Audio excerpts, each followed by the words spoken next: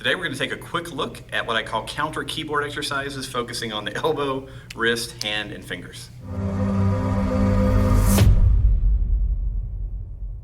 When you spend all of your days working on a keyboard, you know that eventually your posture and your body can pay a price for it.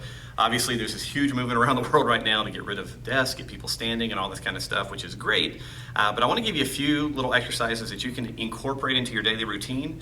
All that you need is your body and a wall. So we're going to go through these really quickly. The basics are this. You're going to turn and face a wall, and generally speaking, the height of your hand on the wall is going to be dependent upon your wrist flexibility.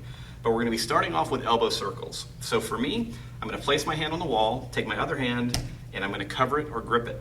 I'm going to give a little pressure into the wall. Once I've done that, I'm going to bend this elbow, make a small circle, and lock it out again. And I'm just going back and forth, doing 3 or 4 reps each direction. Now I'm going to repeat that same exercise in 3 additional hand positions. So I'm going to come here, reach underneath, again, grip the hand however is comfortable for you, bend the elbow, small circles. Doesn't really matter how big the elbow circle is, we just want to get some mobilization happening.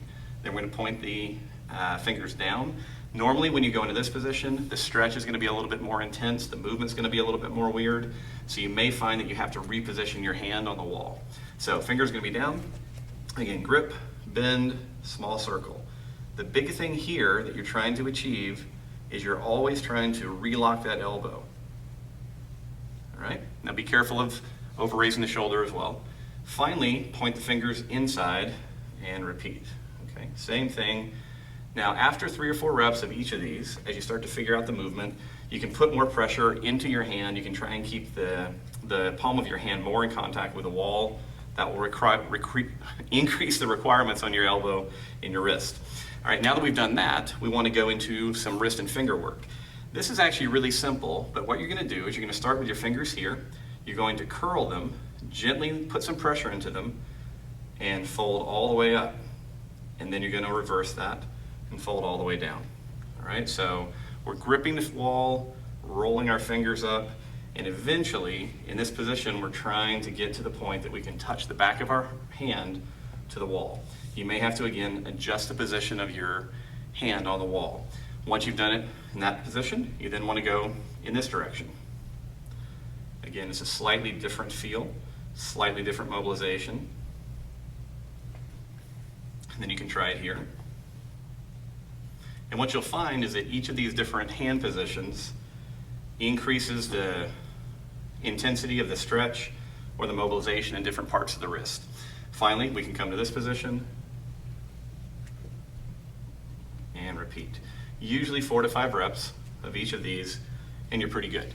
Now we want to go into hand figure eights. So I'm going to take my hand, I'm going to put it on the wall, I'm going to spread my thumb and my index finger apart. I'm then going to roll my wrist into that space. I'll make a big circle. My palm's now facing me.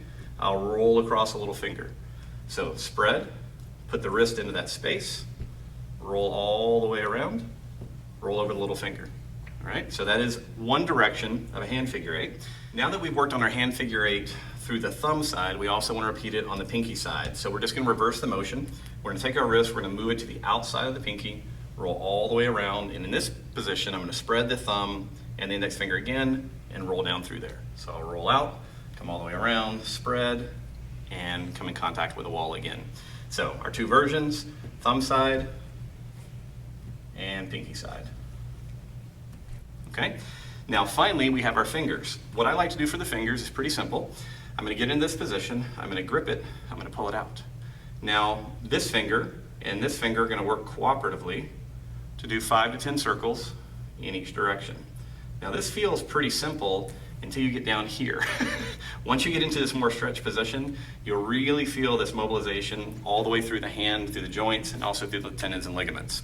So that is the basic, what I call counter keyboard series of elbow, wrist, hand, and finger exercises. Aim for 4 to 5 reps of each one of them. Make sure that you change hand positions. The whole thing will take you somewhere between 3 and 5 minutes to do for both hands, because you can do them, usually you have to do them independently because you're helping. But give this a shot, see how it feels. Remember that in everything that we teach in Z Health, no pain. Make sure that you don't hurt yourself. Keep the intensity really low. I think you'll really enjoy these, and they'll make your hands and arms feel tons better after a long day of typing. Thanks, guys.